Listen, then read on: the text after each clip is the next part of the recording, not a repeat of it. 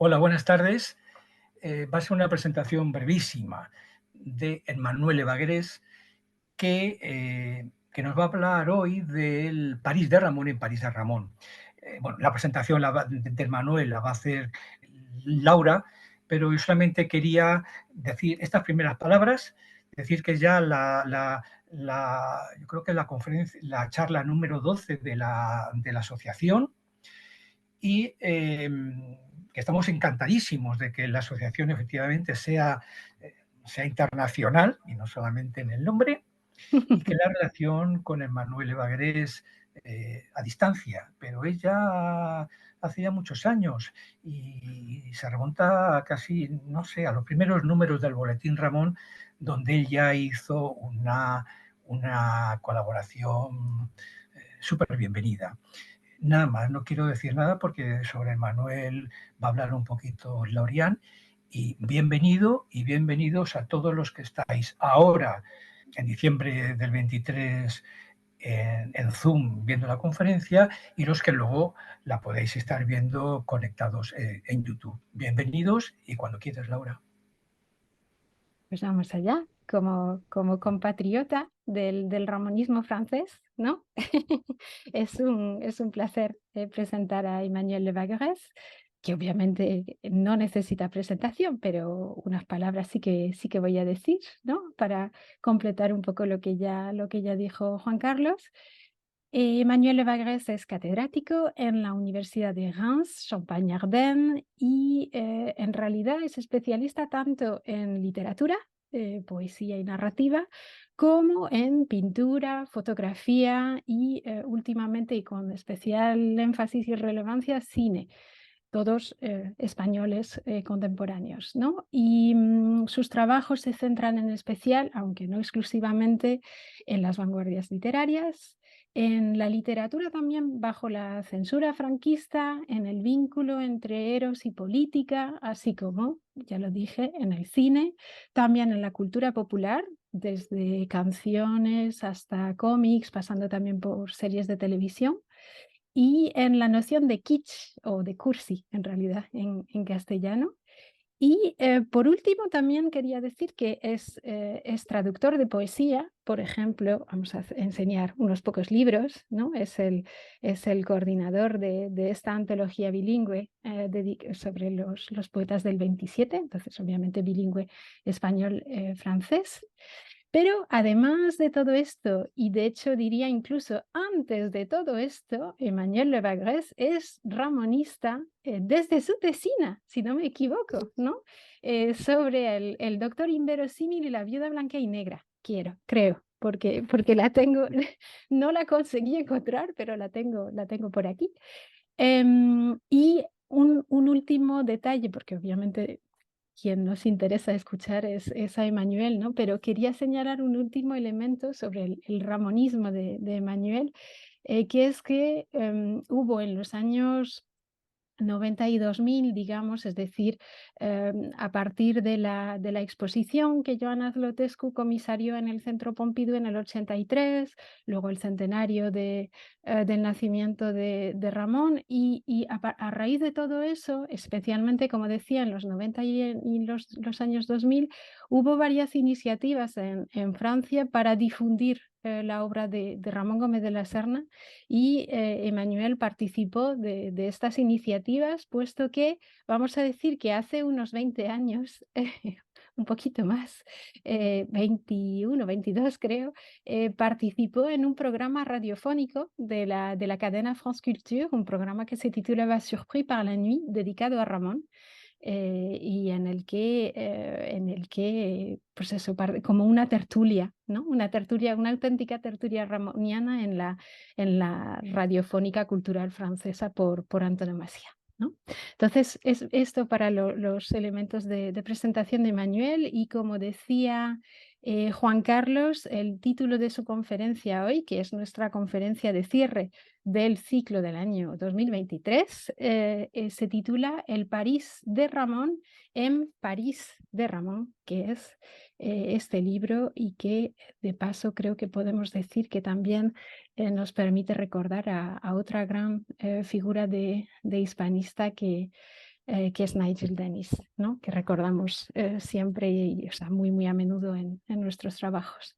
Y nada más, te dejo la palabra, Emmanuel, somos todo oídos. Bueno, muchas gracias, Lorian. Te conozco desde hace mucho tiempo, es verdad, somos amigos.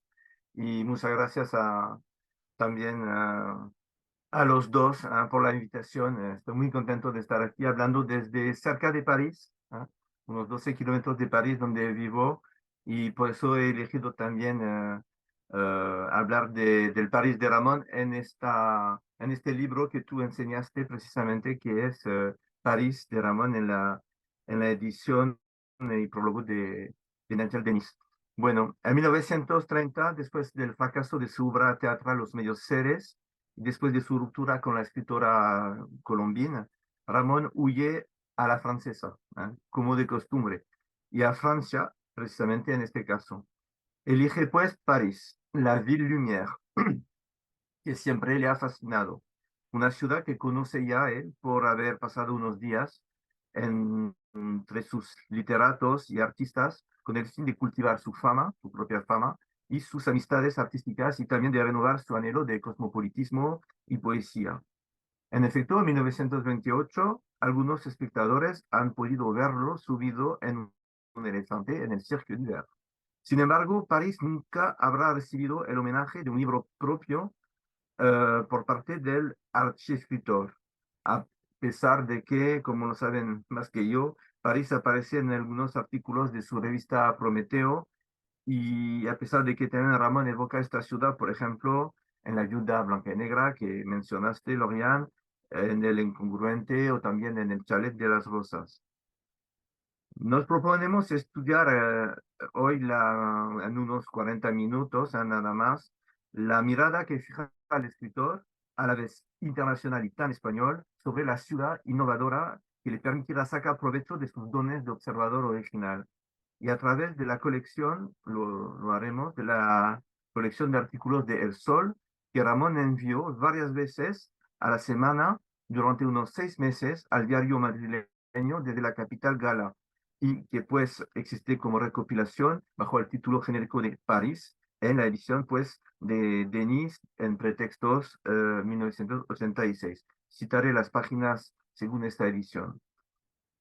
Estudiaremos pues en una primera parte lo que entusiasmó a Ramón en París, lo que a veces no es propio de París, como veremos, tanto en lo que ofrece la ciudad, digamos, eternamente, como en sus manifestaciones más puntuales. Después reflexionaremos sobre lo que le entristece o le asquea a Ramón, siendo estas sensaciones unos rechazos vinculados a veces con su propia soledad o su morriña.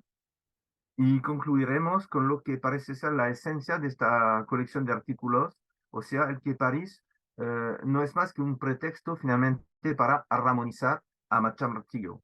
Poco le importaría en realidad que se tratara de París o no a Ramón, finalmente lo veremos. A veces Ramón se olvida francamente de París. Se trata más bien, como lo veremos en esta tercera parte, para él de convertir sus observaciones en greguerías y divagaciones poéticas y o humorísticas. Pues vamos a empezar con París y el entusiasmo por la Ville Lumière, mi primera parte. Parecía en efecto que el aire de París, a priori, permite a Ramón pasar del otro lado de las visiones y de la sensibilidad.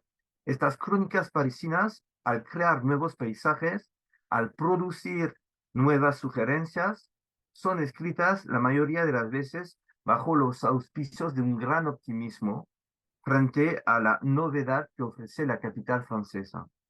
Ramón se entusiasma por cuanto es típicamente parisino, pero también a veces francés, más generalmente.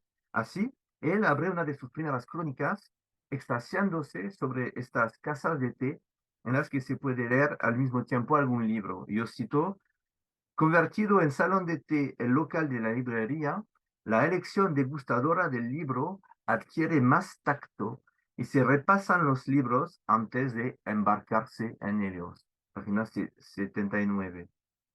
Mientras, en otro orden de ideas, Ramón hace una brillante evocación del Cirque d'Hiver, el circo de invierno, que bien como se sabe, conocía él. Cito, mojada en el éxito, la nadadora Miss Swan Ringens se enjugó en un gabán de pieles, página 94.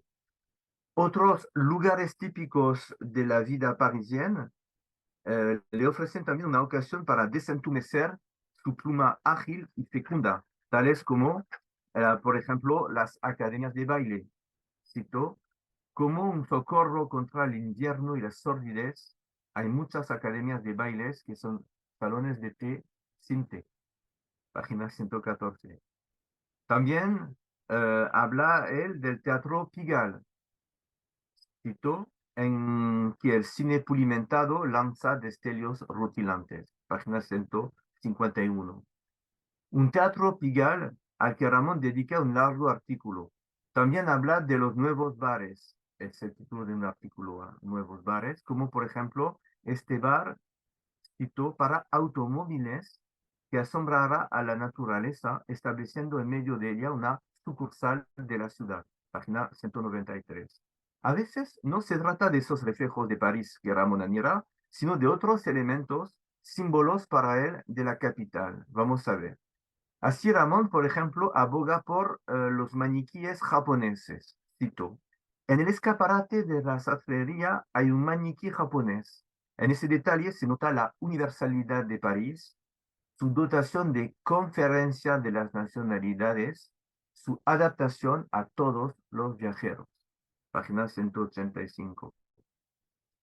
Además de dichos entusiasmos por un París sorprendente y divertido, original y a fin de cuentas poético, se pueden leer unos entusiasmos por las invenciones que descubre Ramón en la mayor ciudad de Francia, siendo esos detalles, digamos, de invenciones, mucho menos poéticos, por supuesto, pero tratando Ramón de envolverlos con un poco de misterio. Vamos a ver.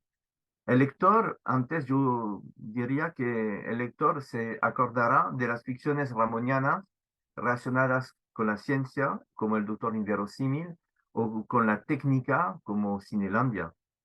Aquí en París parece que Ramón busca la innovación por todas partes, sea el sistema eléctrico que va a dar la hora a París, yo cito, ahora se va a remover el subsuelo de París para dotar a la ciudad de la vena eléctrica del tiempo, página 84, o también del fotomatón de la voz, página 95, que permite grabar en muy poco tiempo su propia voz en una cabina pública.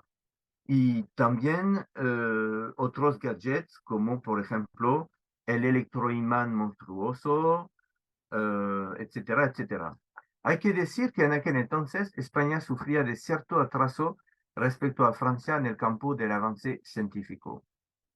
Pero Ramón también es un poeta. Y si admira el fotomatón de la voz, también es porque dicho aparato u otro del mismo tipo le permite escuchar la voz de Guillaume Apollinaire, el famoso poeta francés. Cito a Ramón, Guillaume Apollinaire tuvo la timidez y el engolamiento del primer asomarse a la alquimia de dejar la palabra en pozos, sí, del porvenir. Gracias a este gadget. Fin de cita. Página 98. Poeta Ramón también es un ser mundano que frecuenta las manifestaciones parisinas de moda y siempre parece que acierta. En estos pequeños artículos, el lector puede encontrar a James Joyce, a Jean Cocteau, a Luis Buñuel, a Victoria Ocampo. Por ejemplo, acude al estreno de La Voix, la famosa obra de teatro de Cocteau, que tanto le gusta a Almodóvar, por ejemplo, en la Comédie Française. Dedica a Ramón 4 páginas a esta premiere, con pertinencia, pero también con mundanería. Vamos a verlo. Lo cito. Las estatuas de todas las supuestas chimeneas de los pasillos y de los relienos de la escalera están hieráticas, enfurruñadas, rompiendo aire de cumbre. 2, 3, 4 bustos de Víctor Hugo hacen presente el mal humor del Tribunal Supremo de la Poesía. Página 104. Ramón da parte del escándalo del cabaret parisino Maldoror que André Breton y sus secuaces saquearon para rendir homenaje a Lautréamont, aquel montevideano injertado de francés, según la expresión de Ramón. Habla también Ramón de la obra del humorista francés Camus, libro extravagante mediante el libro extravagante de Camus sobre Colón, alegando que va a ser el libro de Camus, citó, una ópera sobre la tempestad alegre en que Colón estará encargado de cantar los más finos cuplés, página 125. Sobre todo, Ramón admira muy pronto la obra cinematográfica Un chien andaluz de Luis Buñuel y Dalí, a la que consagra 2 páginas con un júbilo no disimulado. Voy a citarlo a Ramón. El caso es que un creador sin malicia, un inventor puro, procrea en un estudio lleno de luces y de aparatos la nueva suplantación del mundo y el atisbo de lo inesperado, violando hipocresías, cogiendo infraganti de luces, micrófonos y placas, lo que late en el fondo desesperado de la vida. Página 118. Resume también la visita de Victoria Ocampo a París con poesía, hablando de los redondos Andes de sus hombros y concluyendo de esta manera a propósito de esta escritora argentina. Los salones literarios franceses la admiran y la esperan, y en la pacificidad suave de este París un poco incierto se nota la presencia de la huésped que trae un tizón de otros soles. Página 192. Es un festival ramoniano, me encanta. Por fin conoce a Joyce en la periferia parisina y lo compara con Valéry Larbaud, al que también alaba, por supuesto. Pero bien se nota que Ramón puede hablar del escritor irlandés desde cualquier sitio, aunque nos afirme que Joyce, cito a Ramón, está cerca, vigilante, dando a París su maceración especial, su valor de comité internacional, su atroz complicación moral. Página 204. Así, en estas observaciones se destacan unos retratos sobre los que el lector casi se pregunta, a pesar del entusiasmo que provocan, si los engendró verdaderamente París, es decir, si la capital francesa desempeña finalmente un papel en su existencia, por ejemplo con Joyce, quien parece otorgarle su propio valor a la ciudad. Ramón nos habla, por ejemplo, con envidia de un fumador de pipa, él a quien le gustaba tanto fumar en pipa, y dicha evocación procede sencillamente de la compra de tabaco Maryland por Ramón en París. ¿Ven cómo funciona? Otro ejemplo, si Ramón nos habla con efusión y largamente del escritor ruso Ilya Ehrenburg, en las páginas 171-174, es porque Ramón visitó a un hombre que era ante todo amigo suyo. París, pues, sirve en tal caso apenas de mero marco. Pero las greguerías abundan, eso sí. Se podría decir lo mismo, por ejemplo, del resumen de la exposición sobre Rabindranath Tagore, en el que ni siquiera se evoca la ciudad de París, en la que esta exposición tiene lugar, pero es un artículo en el que el pensador indio se ve magnificado por varios aciertos ramonianos. Ya no se trata entonces pues, de exaltar París, se siente despuntar finalmente, al final de esta primera parte, espero, la idea de lo que yo llamaría una picadora, como en la cocina, una picadora ramoniana, que toma un objeto cualquiera para convertirlo en otro, su clon o su doble fantasmagórico. Espero que estén de acuerdo conmigo. Pronto hablaremos de este fenómeno, pero ahora tenemos que pasar por una segunda parte, es ocuparnos de una tendencia, digamos, de otra tendencia en estos artículos que ya despuntan bajo las risas y los juegos ramonianos, y creo que es algo que todo el mundo conoce aquí, la melancolía, una melancolía incoercible. Por eso yo titulé, digamos, la segunda parte, así, París y el mal de vivre ramoniano. En efecto, se siente una escritura a veces algo entristecida en los resúmenes periodísticos de El Sol. Nigel Denis ha hablado a este respecto del carácter hostil e impersonal de la capital en su excelente prólogo. Eh, yo voy a citar, por ejemplo, Automoribundia. Ramón escribe: se desea huir de París por escapar de estos portales que nos corroen los huesos, o de esos faroles que son apaches, habiéndonos sentido alguna noche como esos peces que no aprecia el pescador y vuelven a ser tirados al río. Siempre existe en efecto cierta ambivalencia para con la capital en estos escritos parisinos. Si no fuera alguna vez la propia soledad de Ramón, bien se podría culpar también al propio París. Ambiguo, frío, nosotros que vivimos en París, bien lo sabemos, ¿no? O los visitantes también. Y no solo por el clima. Citemos a Denis otra vez. Si se va convencido, dice Denis, de que fuera de España encontrará mayor altura, resulta que Ramón vuelve escarmentado y amargado, víctima tal vez de una cita él a Ramón, de una nostalgia irremediable de madrileño. Fin de cita, doble fin de cita.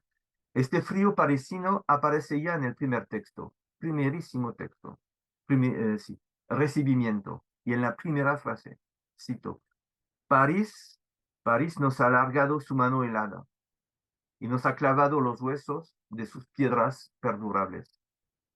Un apretón de manos digno del convidado de piedra. Página 77. Hemos de recordar la ambigua, como dice Ramón, pacificidad suave de este París un poco incierto, página 192. Así como la evocación a propósito de James Joyce de su, y habla de París, complicación moral atroz, página 204. A veces es con la greguería mágica con la que Ramón le dice invectivas a París. Cito: la soledad de París es tan tremenda que es como quedarse a solas con un sifón azul. Página 143. Sin embargo, la mayoría de las veces las observaciones negativas de Gómez de la Serna son más explícitas, ¿no? Concretas y motivadas. En El hombre que vendió su apetito, por ejemplo, es un artículo también de la serie, Ramón se queja de algo preciso. Vamos a ver. Dice esto: es triste ver al Teatro del Vieux Colombier convertido en cinematógrafo sin las voces llenas de poesía de Jacques Copeau, su fundadora, y sus compañeros. Página 81. Es algo preciso, ¿no? Se mofa también de la Sorbona cuando dice, con perdón para Lorian, he sido escolar en esas sabias y antipáticas clases con pupitres de presidio. Página 85. Y hay que señalarlo, también se mofa de los excesos de las pseudo-innovaciones científicas, como esta sala panatonal, de la que nos dice con su capacidad para crear una imagen insólita. En la sala panatonal entran, perdón, los desahuciados de la noche, y la sensación es que nos estamos respirando unos a otros, engañándonos con una cazuela de sopa de pobres. Página 88. He buscado un poco lo que era la sala panatonal, porque ya no existe.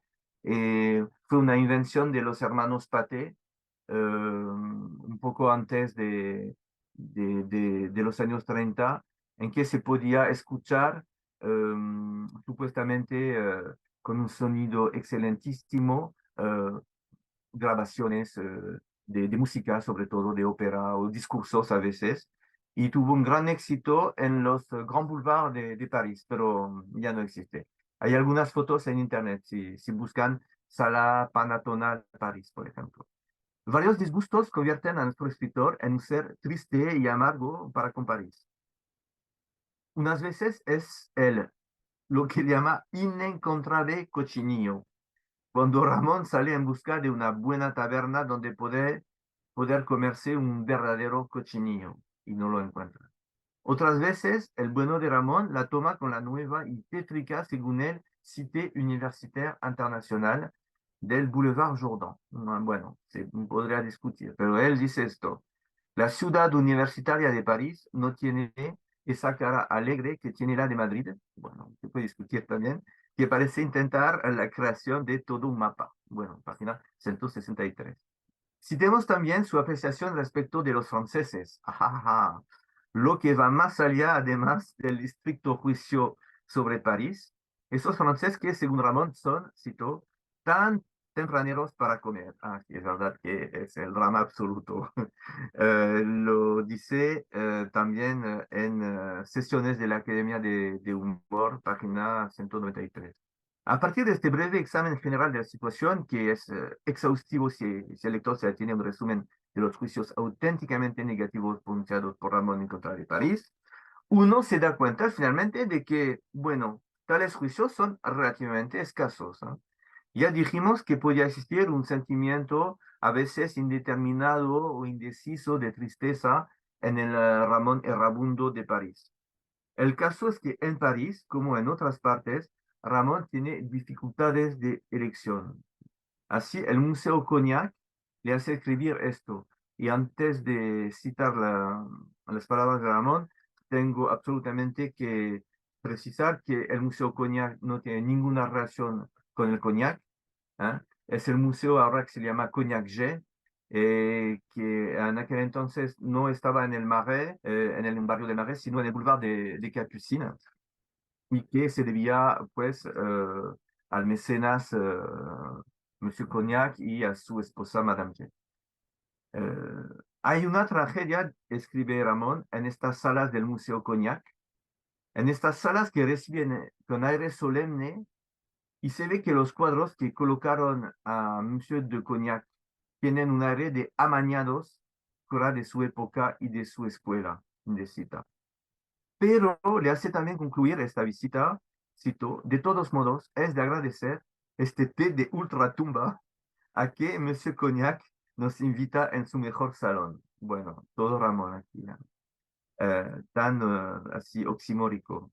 En fin, así como París siempre aparece a la vez hermoso y triste, acogedor o frío, las observaciones, perdón, de Ramón son ambiguas y son muy ambiguas a veces. Yo diría que tienen una especie de alegría nostálgica. Yo también puedo hacer oxímoros.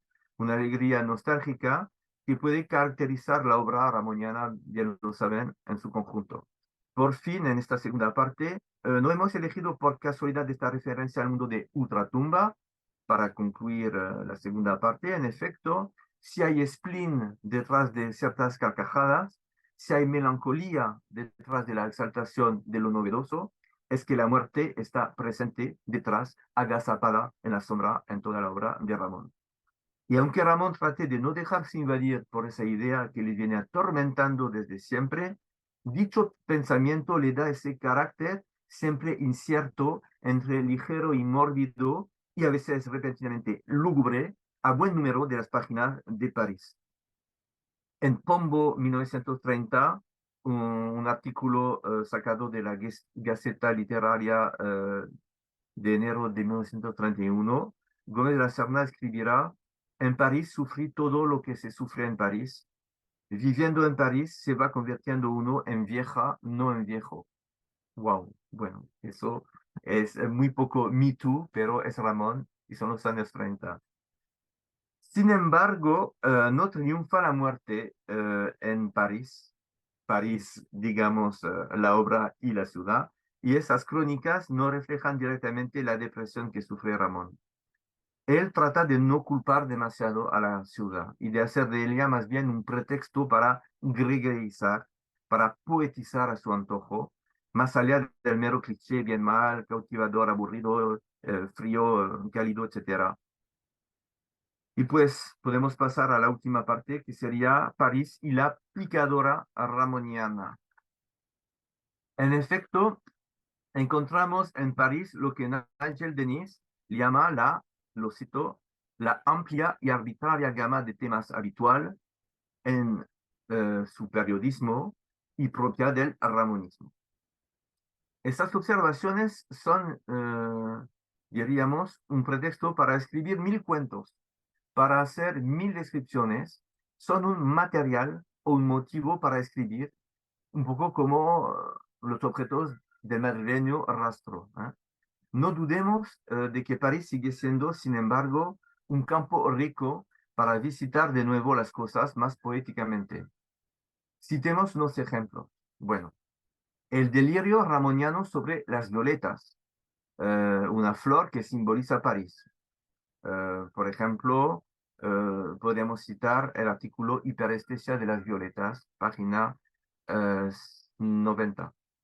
Y también se podría citar su artículo sobre el circo, sobre el teatro Pigalle, que es para él un barco oscilante, hasta las lámparas nuevas, también, eh, digamos, le parecen una invención increíble y muy parisina. ¿Por qué? Porque estas lámparas nuevas en París ponen más acento al tiempo, página 114. Cuando habla, por ejemplo, de los maniquíes que ve en los escaparates de París, dicen que son, perdón, el proletariado aburrido que ni siquiera va los sábados al cinematógrafo. Eso lo podemos leer, página 115 en La Revolución de los Maniquíes. Claro es que comprendemos que estos objetos son un punto de arranque para la fantasía ramoniana, pero al mismo tiempo no debemos olvidar que Ramón crea así su famoso cóctel de poesía y de humorismo, como siempre, a partir de unos objetos prosaicos. Es, por ejemplo, la pipa ya citada que le permite gregarizar sobre, con perdón, el cáncer, gran obsesión suya, bien se sabe.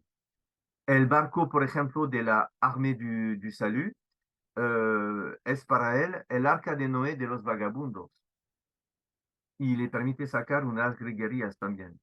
Un poco más lejos, en el libro, son los sobres de semillas en las pajarerías de la Ile de la Cité los que excitan su ingenio. A lo mejor nuestros compañeros de Madrid conocen este sitio porque está muy cerca de Notre Dame. Él dice, por ejemplo, esos sobrecitos con apariencia de magia japonesa, en que parece que hay siembra de pizapapeles, son modelos para copistas de estas miniaturas que esconden bajo el cristal. No sé si no añadí un verbo un poco eh, que no estaba en el artículo, perdón. Y también se puede decir que Ramón mezcla sus reflexiones, entre comillas, con unos retratos estrafalario de cosas típicamente parisinas, em, pero también de cosas parisinas, yo diría que son parisinas por casualidad. En efecto, el artículo Hogares nudistas empieza así. En París, en Francia, en Inglaterra y en Alemania hay ya muchos hogares nudistas. Se olvida de París. Incluso acaba deslizando sobre cosas no parisinas. Por ejemplo, con el pretexto falaz de un intermedio barcelonés, página 145, 148, Ramón gregoriza sobre Cataluña y también puede un poco después gregarizar sobre las islas inventadas en la literatura o totalmente imaginarias, como por ejemplo la isla Armstrong, una anécdota que tiene lugar en Estados Unidos, páginas 182, 183, no entro en detalles. Y también puede gregarizar sobre su amado Oscar Wilde. Es verdad que este último ejemplo está vinculado con París, porque murió en París, Oscar Wilde está sepultado en París, etcétera, etcétera. Eh, bueno, es verdad también que en Postdatas, que no es más que una especie de retahíla de greguerías un poco echada en cara del lector sin ningún orden, Ramón habla del idioma francés y hasta puede producir una greguería adaptada al ambiente en que se encuentra. La voy a citar: los corazones aquí palpitan en francos. Y también añadir, eso me gusta también en la misma página, estoy tratando de introducir en el francés las palabras cangrejeras de que carece, pero no, él no, digamos, no desarrolla su reflexión. A mí me gustaría saber un poco más, pero Ramón no es un autor de frases largas o de libros largos, pero mejor así, ¿no? Y comprendemos que lo que le interesa a Ramón es, yo diría, a retosar, asumo el verbo, en la lengua a partir de unas naderías. Por ejemplo, son los delirios que ya cité a principios de esta ponencia sobre el maniquí japonés y también hay mucha fantasía en unas piezas como el artículo dúo solo, que habla de una pareja de hermanas siamesas y como dice Ramón, como soportando cada una la enorme cojera de tener dos humanidades. También, por ejemplo, en el artículo Devorador de bolas de billar, escribe, el devorador de bolas de billar no está muy rollizo y tiene la palidez de los insomnios. Se diría que sus huesos son lo más fortificado de su persona. Y esto se ve por fin en dos grillerías que casi acaban la serie de postdatas. Hay una sobre los restaurantes chinos que hacen, como dice él, cito, germinar flores de loto en los estómagos. Bueno, hay poesía, pero no tanto, ¿verdad? Y otra sobre los dulces de Pascua, en la que los huevos de chocolate parecen, cito a Ramón, cabezas de senegaleses a los que le doliesen las muelas. Bueno, tampoco ahora se podría decir esto, por supuesto.